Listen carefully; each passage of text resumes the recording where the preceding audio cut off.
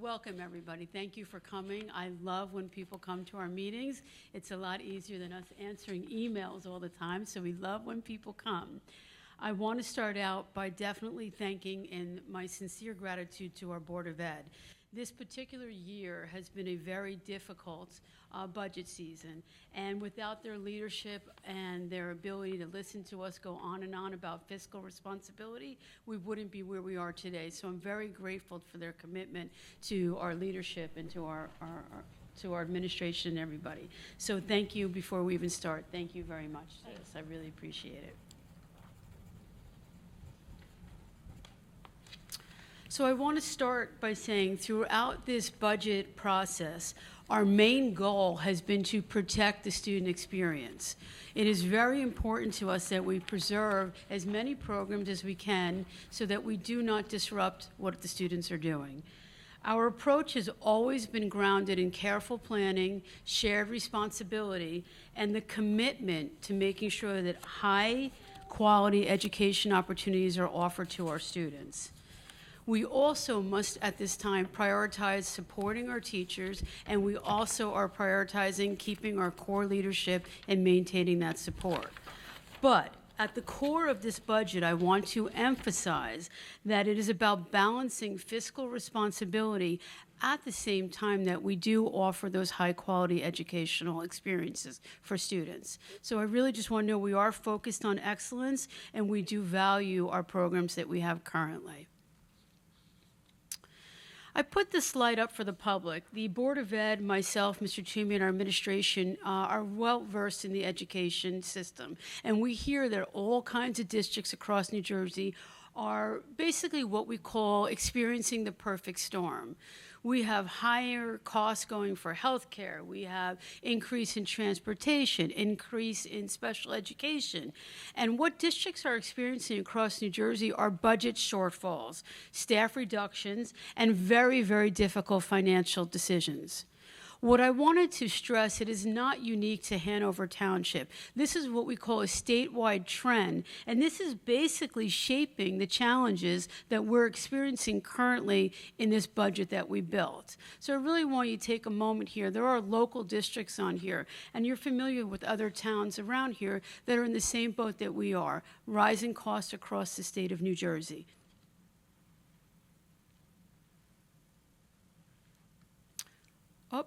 Oh, Michael, it won't let me go back his system. Can you go back one for me, please? My apologies. Fingernails. So the goals when we started the budget process started way before the budget started. The Board of Ed, when they hired me, gave me a directive to audit all of the programs that we have here. So before we even started the goals, I had to step back a moment and look and see where we were. And then once I determined our needs, I started what we call a zero-based principle budget. And what that means is take nothing historically that was done, start from zero, and every dollar of income has a specific purpose, and every expense has to be necessary and justified. So it's like starting with a blank piece of paper and then moving forward to see what we really needed and match it to what we really, really need. All right? And then at the same time, we have to fund all the programs that are state and federal mandated, our special education, our transportation, various areas that have to be mandated, have to be funded. And then what we do from there is we have to evaluate continually our instructional practices, our non-instructional practices, and we have to align our resources to our student needs. At the same time, we have district goals. We have curriculum that we have reading platforms, we have math platforms, and we have to make sure that we are able to keep those in place. At the same time, we must fund our technology and fund our facilities, which I might add are very aged buildings and have had some problems over the years with leaking roofs. And at this point, when we're building our budget goals and we're taking a look at our budget, we're making sure that our facilities is a part of our budget. And then lastly, you have to be very mindful to all of you, the local taxpayer. I can't come to you and say, hey, give me all your money to build our budget. budget. So if I had to say in one line what my goal was for this particular budget, it was to build a budget that was balanced, strategic, and 100% sustainable for the future.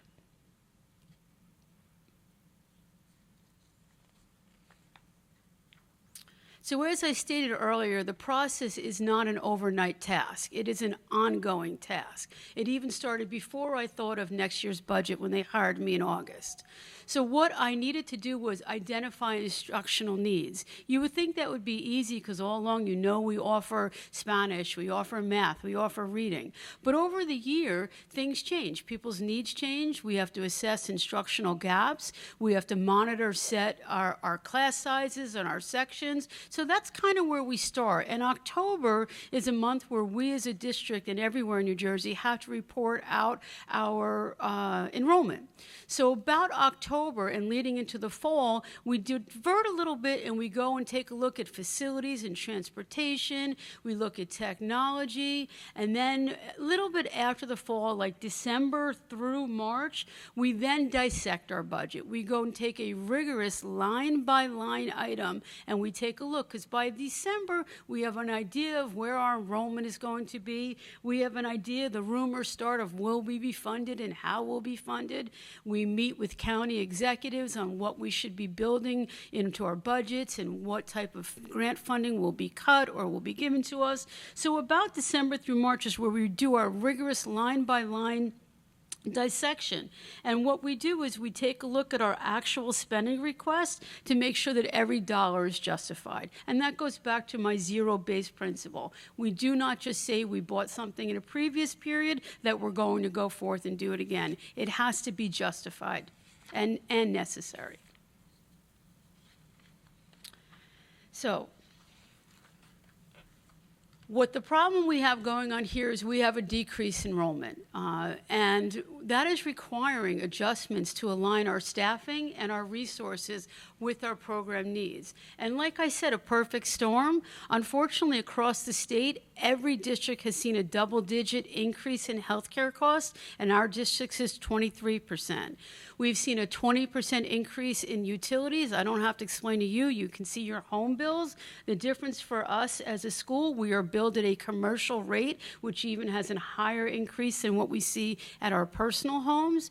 We have an increase over 18% of out-of-district placements, which includes tuition and transportation. I would like to note at that number, the private schools do not follow the same funding formula that we do. They have the ability to go and raise their rates higher than a public school district. That's why you'll see that number higher. And as reported in previous meetings, we have an increase in McKinney-Vento costs, which is our homeless population. At the same time, I'm going to reiterate our aging buildings, and I want to state the last bond referendum that we had in our district was 2002. It had nothing to do with helping out our facilities, but it was 100% wrapped around our additions that we have, which are wonderful. So we really haven't had any bond referendums in our facility. And then lastly, while we were building the budget, we were told by our county and state representatives to make sure and look out that there may be a potential reduction in grant funding. And that's the funding that we get from the federal government. Okay, so these are a culmination of driving forces. I want to state that these pressures are the driving forces that help and that are reflected, I would say more reflected in our budget. So it's not one item I would say on here, it's a combination of all, but directly related to our enrollment. As a visual, I wanted the public and the Board of Ed to see, and I put up an enrollment of over 10 years. In 2016, you had 1,461 students.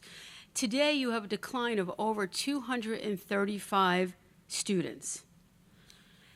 You have not had a reduction in staff over the years due to that decrease in enrollment. So the population trends are impacting our current staffing needs. And I want to take a moment to look. You will see this current year, 26-27, you see a little bump.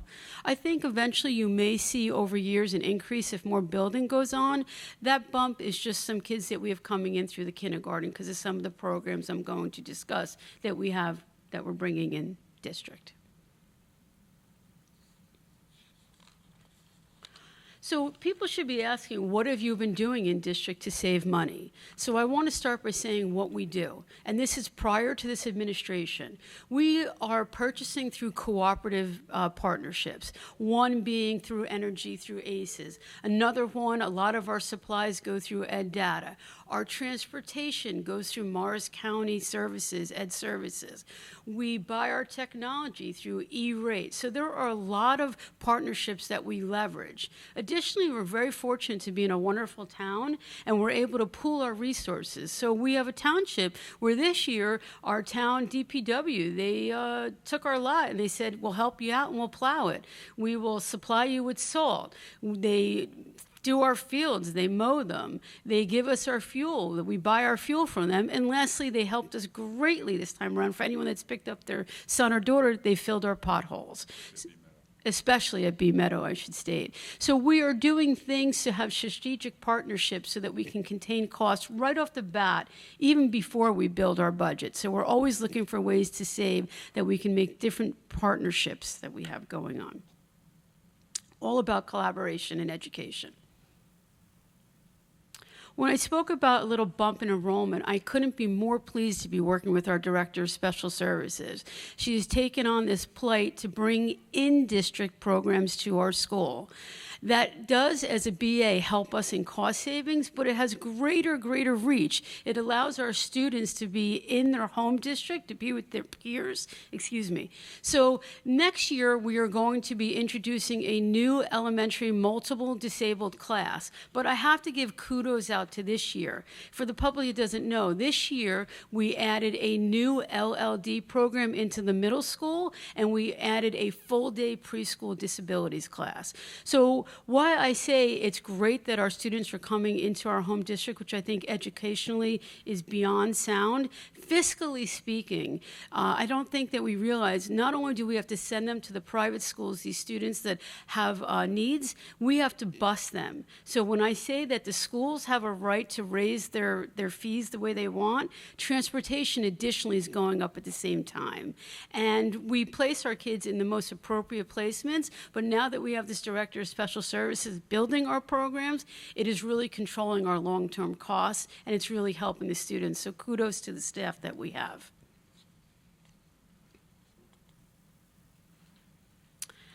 In order to maintain costs, this is a big one, we are changing our transportation policy.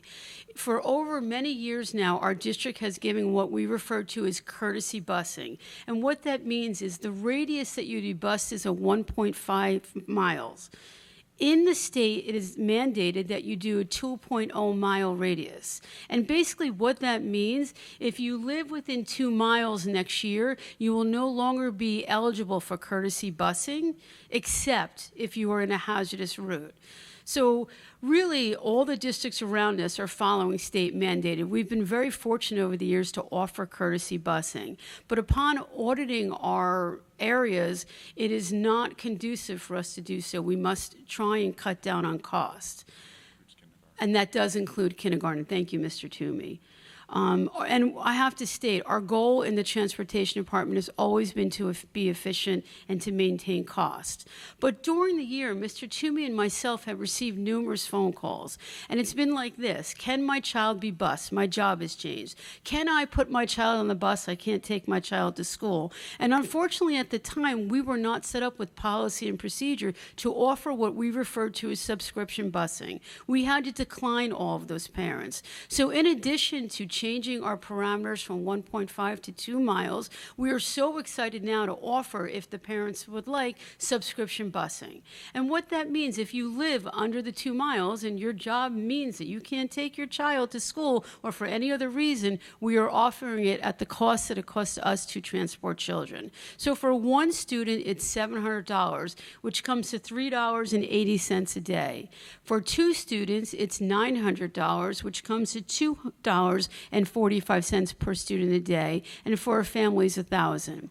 I must say, we will be notifying the parents on June 1st that we will be impacted by the change in transportation, as well as our website will be updated with all the details about subscription busing.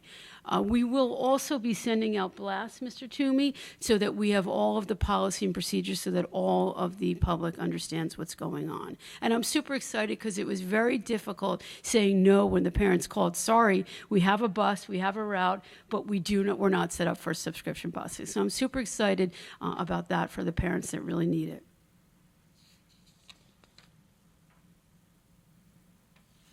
This is the slide that is the most difficult for me to present on. Tonight's budget reflects reductions in staff. And I have to be quite frank standing here. There's not a school district around that takes this lightly. Our teaching staff is beyond dedicated, and they are so valued in their relationship with students. So for us to be up here and to talk about staffing reductions in a budget is extremely difficult. I want to be very clear, the Board of Ed reviewed carefully every position and every option to minimize any effect that it had on students. The decisions were not by a lack of any appreciation for any staff, by any type of their performance. It is purely based, and Mr. Toomey will explain as soon as I'm done, a little bit more about the tenure rules. But I just wanted to say one thing. Even though these reductions are incredibly difficult, they are being made with very thoughtful consideration, complete transparency, and commitment to making sure that we definitely still offer and sustain the quality of education that Hanover is so used to having and expects and deserves. So I'm going to turn the mic over to Mr. Toomey right now to go live a little more in-depth conversation about this slide. Thank you. So if you've been following along, right, all year long, we have some people that are coming to the board meetings or watching them. This I hate to say shouldn't come as a surprise, because we started in the beginning of the year sharing a presentation on our finances with McKinney-Vento and the district's challenges. If you were to follow my first year, which was not this 24-25 school year, the auditor actually said we should be cutting 10 positions at that time. And I chose not to. I did not choose to go to the board and recommend that, because with me coming in my first year, with us having an interim business administrator at the time, I did not feel comfortable just saying, yep, we're just going to get rid of 10 positions, and I just got here. So having Mrs. Krasny come in, having us go through it. So the auditors that this year said to Mrs. Krasny, well, we told them to cut positions. Why didn't they cut positions? You might have to cut positions mid-year because you're in what's called an operational deficit, which basically there was a time this year where we were told we would not have the money to pay our bills by June. And that's pretty crazy, right? And I think the thing that, I say that to you is because the people that are working here, the number one thing is salary and benefits. We obviously have to pay the people who are coming to work every day, right? You expect a paycheck, you're doing a job, the benefits and all of that. So we really did not do this. Truthfully, we wanted, and as I shared last month, I said all of the positions would be posted. Now, all of the positions do not equate to people. Some of those people, and this will be posted online so you'll be able to see it a little bit closer. The asterisks indicate that some positions reduced were through what's called attrition. So whether it be someone retiring, whether it be someone that resigned or took another opportunity, those positions were reduced. But again, it also, a bulk of this was enrollment driven. And where we say enrollment driven, the budget constraints made us have to look extra close, because we have to submit a balanced budget to the county. We cannot submit a budget to the county that does not have enough revenue to cover the expenses, right? They won't. They'll kick it back and say, keep cutting. And so up here, you'll see from the teaching positions, right? And I said last month in my report, we would be presenting the positions so that everyone knew the positions that are being impacted, for next year. And then there are instructional positions and non-instructional positions. And as Mrs. Krasny said, it brings no one joy, right? Because you're dealing with people, in some cases, people who have given years and years and years of service to the district. It really was not an easy decision, but the other piece we really tried to look at, and I have to really thank the administrative team as a whole, because they were really helpful in being a sounding board for Mrs. Krasny and myself, and helping us as we worked through and navigate this, and it was months and months and months of conversations that led to this point. And so when you look at these positions, though, really the idea is we're scaling down to move forward. So the entire district has impacts here, right? When you look at the positions that are listed up here. The other thing that was mentioned at last month's board meeting was based on the difficult decisions, the elementary Spanish piece was going to be eliminated, right? We're still going to offer Spanish in some capacity, but not in the way that it's been offered currently. And then the elementary strings program would be phased out, meaning that next we will be providing kids that are in strings in 4th grade an opportunity to choose a band instrument next year. Middle school will still have strings offered to them in an ensemble after school. So they will still be able to play, but they could also do a band instrument as well.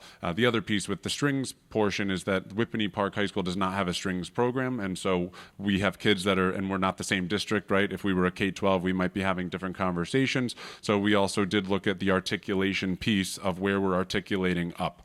And so again, difficult decisions were made, but you might be asking, well, how did you just choose who the people were, right? So there's something called tenure, right? And for those of you that don't know what that is, some people here tonight are actually going to be approved to earn tenure, which is a huge, feather in their cap, and that's later in the agenda. But tenure is after 4 years and a day as a teacher, you earn tenure. And so once you are tenured, your priority list is based on your date of tenure. So when you look at positions that are being eliminated, you have to start with non-tenured positions, so people that have been here for less than 4 years and a day, and then you go to the tenured positions, right?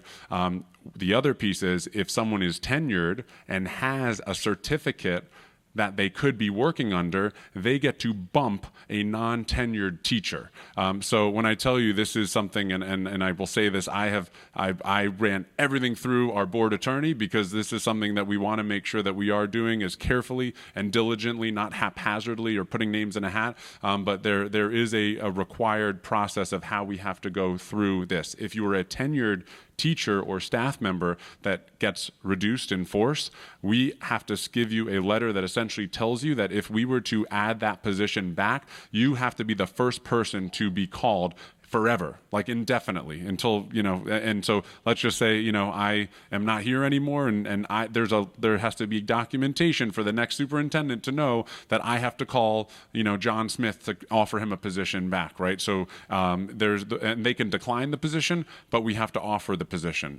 But that's for tenured teachers only. For non-tenured teachers, that requirement is not there. And like Ms. Krasny said, none of these were performance reasons. When I tell you there are rock stars, absolute rock stars that we are having to part ways with. And when I tell you as an educator, it brings no one joy, no one at all. And we realize how difficult it was, and something that we've really been trying to do is help these people who are now left without a job. We have been trying to leverage our networks to call, right? Not that we want to lose them, but we also want to make sure that they can get somewhere and land on their feet, right? And hope that maybe there's an opportunity to come back here at some point. But there were none of these reductions were because someone was not performing. It's actually the opposite. And I know, again, it's really hard to understand, well, why that person is so great. We'd hate to lose them. Understood. I totally get it, because like I said, this is probably the slide that makes me sick, and the slide that really we've lost sleep over quite some time.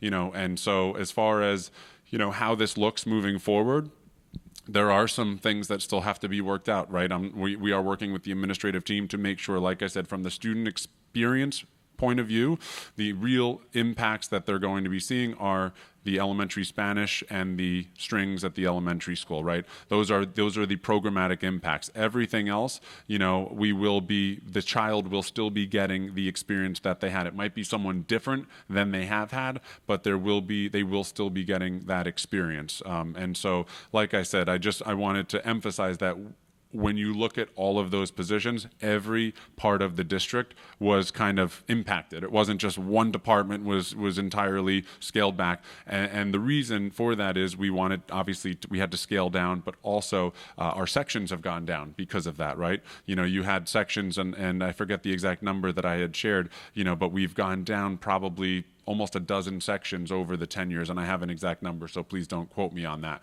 But we've gone down sections, and that also means less classes that have to run for music, for art, for media, for all of those things. So, I wanted to just pause and explain that a little bit more, just so that everyone kind of understood where this is coming from, and trying to look at how we were, scaling down. And the other piece, we talked to other districts, and I will tell you right now, other districts have already done some of the moves that we're now doing, and in some ways, I have to give this district a lot of credit, because this predates me. The fact that the district was able to make it to this budget cycle with the staff that they had is truly remarkable. It really is. Like I said, the auditors were on me last year, and I held firm. But at this point, we obviously we aren't able to do that. And you can see up at the top, the savings of 1.33 million. That's not like woohoo, we're saving, we have all this money in the bank. This is to get us up to sea level, so that we can submit a balanced budget. So obviously, if that construction comes out, I remember as an assistant principal here years ago, there were all these talk about all these buildings that are going to be happening, and enrollment's going to be going up. Right now, we haven't really seen it materialize, but it might, right? And with all of the building that could potentially come, and in that case, we really, we would be, having to look and expanding. So like I said, I just wanted to take a little bit of a pause to explain that a little bit more in detail for you, and then we'll provide an opportunity for the board questions, and then public will have an opportunity for questions later in the meeting. So in case you have one. Thank you. I'll put it back for you. Thank you.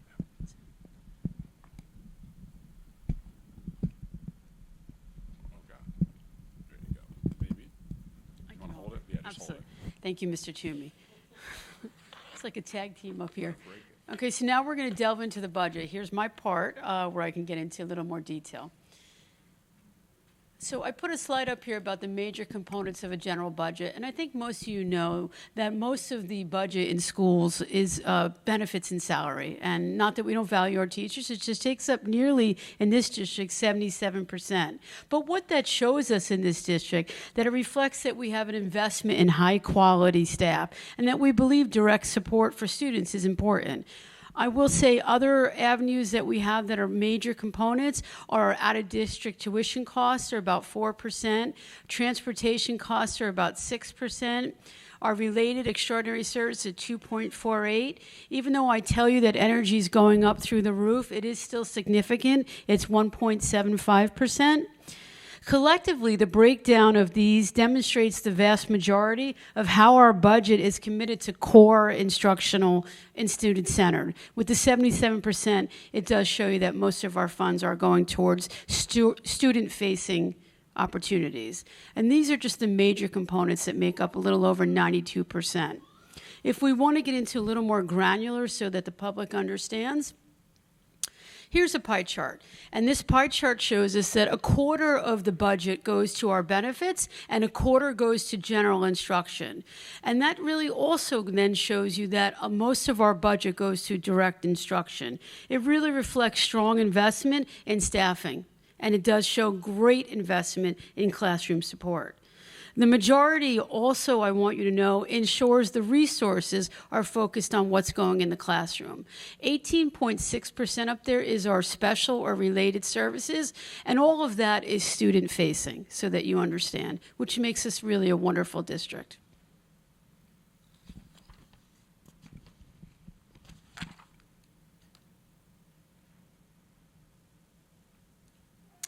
Here's the key part behind school funding. It's kind of crazy. Here's a revenue history of a 5-year look back. And it's giving you a graph that shows the difference between current expense and tax levy. And what it's showing you, in 22-23, there was a gap of $3.46 million.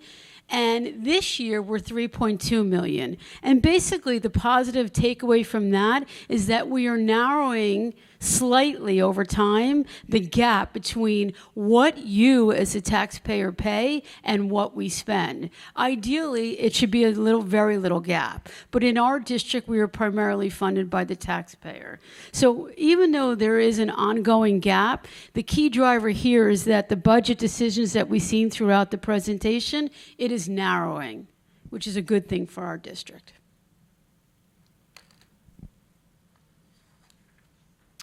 As I said, over time, we as BAs and administration were waiting for our state aid numbers. You'll hear the state aid, the governor, these numbers are coming out. In our district, that's great. We love the additional funding. We would even like more if anyone's listening. But most of our budget is funded by you. Over 92% is from a tax levy. And we're very grateful to that. Our state aid only makes up 6.28%. And the rest comes from miscellaneous or fund balance. And miscellaneous would be something like interest, would be something like tuition in our pre-K. They're so small that we lump them all together. But it does show you that we are primarily funded by the taxpayer.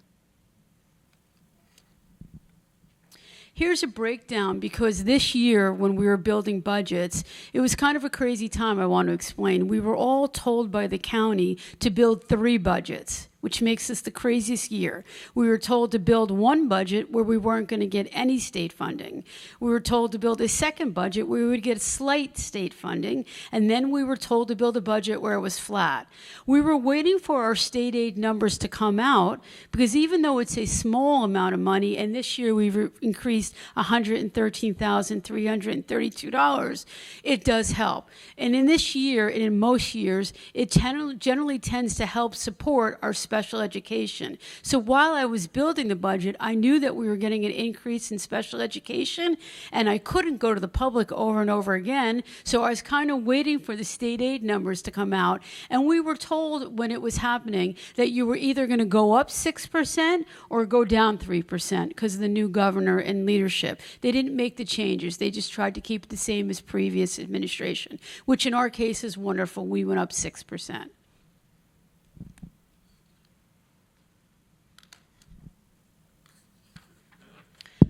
I want to spend a little time on the tax levy, and I want to spend a little time explaining. So in 2025, the taxpayer paid a little over $31 million.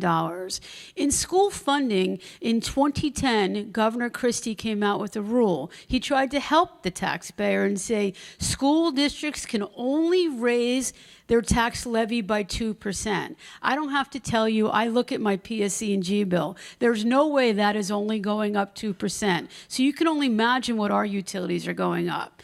And in school funding, the only way you can go above that 2%, which you could read that there are school districts that have done that, you have to go out for a question and say something like, we want to do something like keep all these employees, or we want to hire more employees. Will you allow us to do so? And then we can raise the taxes over 2%.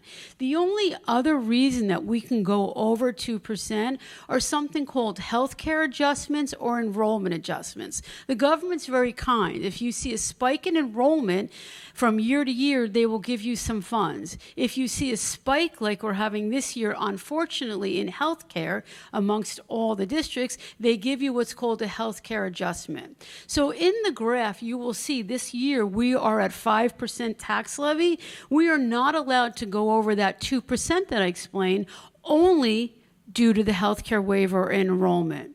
You will see last year, it was a similar situation. The healthcare in the state went up, and the Board of Ed had it presented to you. I was not here, and you had gone up 5.08%. But that's not really what I want you to look at. What I want to look at is the years before.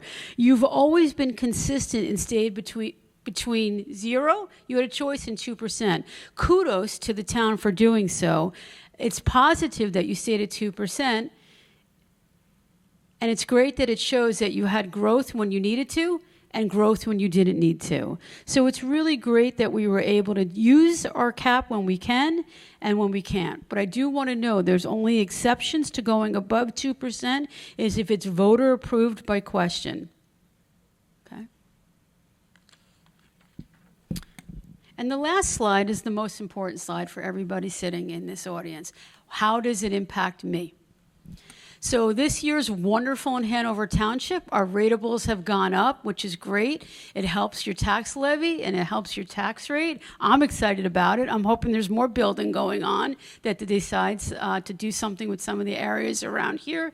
So your average home is assessed at $431,500. I need to be clear, that is an assessed value. I am sure you're sitting here saying, oh, I could sell my house for $1.2 million. It's not about what you could sell the house, it's what your tax man says your house is assessed at. So in our town, it's $431,500.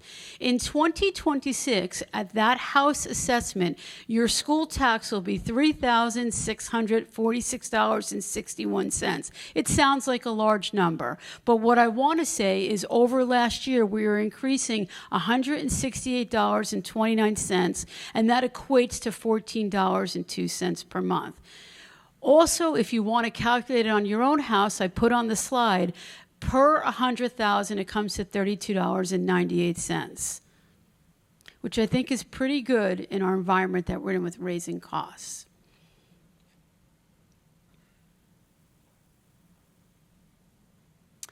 I want to thank everybody for their engagement. Up here is an email.